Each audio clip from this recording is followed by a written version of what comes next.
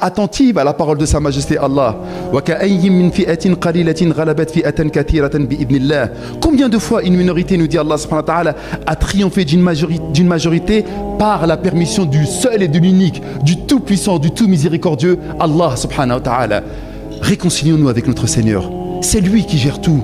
Réconcilions-nous avec Allah subhanahu wa ta'ala. Nous avons une chance incommensurable, mes chers frères et mes chères sœurs, d'être croyants, d'être musulmans, d'être serviteurs et adorateurs du miséricordieux. Le prophète a connu la même oppression lui aussi à la Mecque. Croyez pas qu'est-ce qui se passe à Gaza ou même à l'époque à Jérusalem, parce que c'est pas la première fois que nous voyons des génocides. Srebrenica, en Bosnie également, partout dans le monde il y a eu ce type de choses. En Syrie dernièrement également. Battus, boycottés, Rasulallah, persécuté, raillé, moqué, exilé. Et pourtant, il n'a jamais perdu l'espoir de voir la victoire d'Allah. Et il disait à Khabbab, radiyallahu anhu arda, alors qu'il se plaignait des difficultés qu'il avait à subir.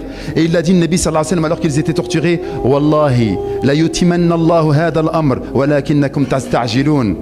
Il a dit par Allah, le prophète alayhi sallam, il a dit, Allah fera triompher cette religion, mais vous êtes un peuple impatient.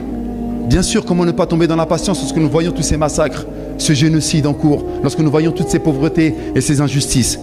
Ne pas désespérer, ça veut dire quoi? Surtout pour la cause palestinienne, c'est continuer à soutenir, à dénoncer, à boycotter, à éduquer nos enfants sur cette cause noble.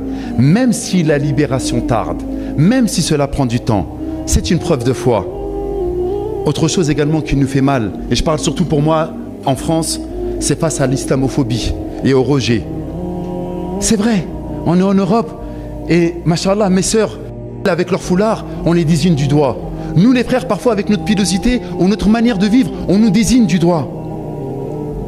Aujourd'hui, porter une barbe ou un voile, s'appeler Mohamed ou Fatima, refuser de célébrer ce qui est haram, et hier, ils ont célébré une grande fête, tout cela peut devenir une cause, soit d'humiliation ou bien d'exclusion, ou les deux.